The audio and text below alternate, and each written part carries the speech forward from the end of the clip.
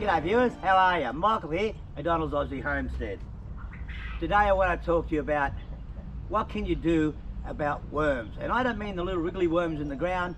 I'm talking about the worms that affect your dogs and your chickens and all your other animals. That's what I want to talk to you about next. Well, see this little puppy. It gets worms. All the animals in a farm gets worms. Your chickens get worms. Your alpacas get worms.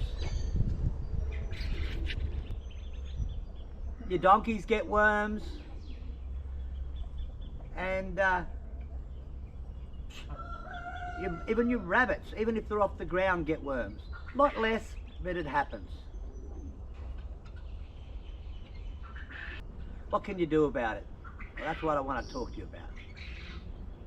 Now, the best way to combat worms, really, is to do what animals have done for years. Most animals move around and graze in nature. They can't, they've got plenty of room, so they don't eat where they hook, in other words. And because they're grazing across the paddocks, worms aren't much of a problem, especially with goats. But now that we put them in small pens, goats eat where they crap. So what can you do about that? Well, you use worm stuff like ivermectin and lots of other chemicals like that. Barber's pole worm's the worst one here in Australia, and we got to treat it pretty regularly, especially in a wet area. So if you turn around and can segregate your paddocks, and it's much harder. I've only got, say, 4 acres of cleared land, of open grassland, and I've got, a pile up on the hill there, and just over here I have my orchard. Now, as you see, I've put a divider down the middle of my orchard. Now, that way I've got 2 paddocks, and I've got 2 up on the hill now, which I will show you in a minute. But you can see, it means I can move the animals, leave them on one side, wait a couple of weeks, then move them to the other side. The cycle of life for worms is about a week. So if you can rest a paddock for 2 weeks, you're pretty well guaranteed you've killed them. Now there's certain animals you don't have problems with that way. One is donkeys. Donkeys are great that way. I'll tell you why. I'll just take you through. Oh, don't come in here. I don't like him in here with the donkeys, but I'm here at the moment. But your donkeys poop in one spot. See that? And because of that, the rest of the grass is pretty clean. Here, out of here. Come on, you got to get out of there now. He's coming.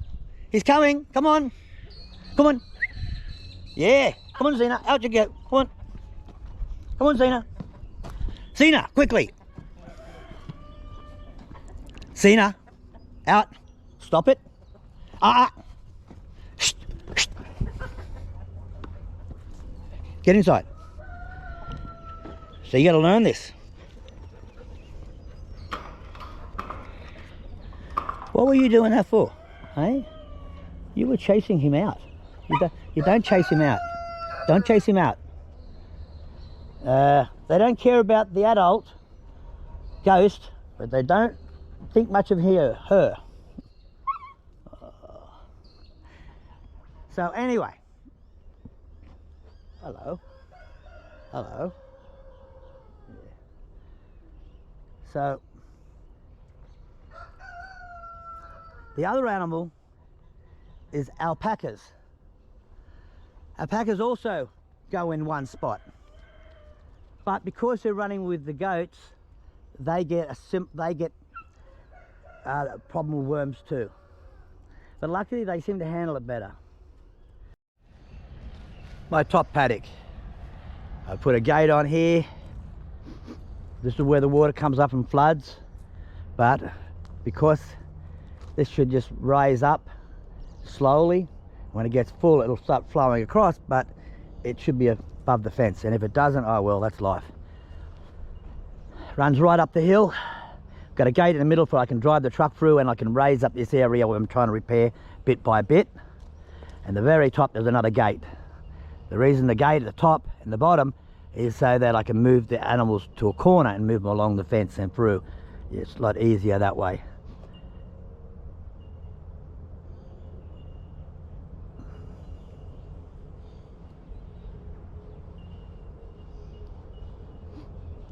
By separating the two paddocks, I could put the animals in one side, resting that side, and then after about 2 weeks, do the same back, or a month, depending on how much grass is in here.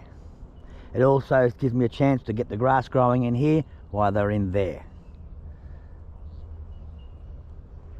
Now, because this has water, I don't worry about this one too much, but up here, I've got this tote here, put a waterer here, and so how I fill this tote is it goes over to the other roof and catches the water there. And this is the same height as over here, this drum, and so they will gravity feed up.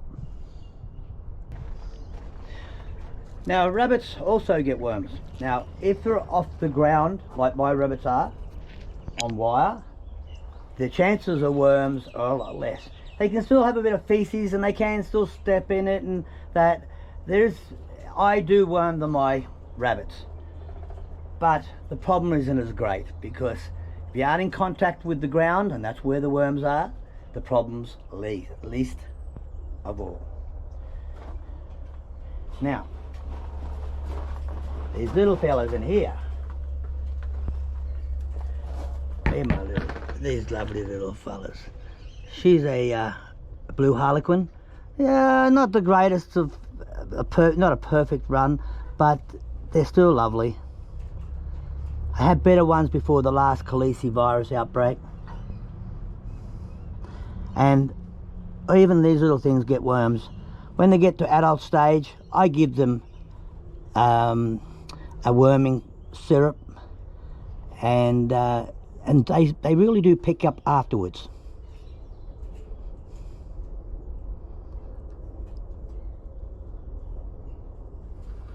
So worms are least trouble to rabbits on wire. Hey. Hope you liked it.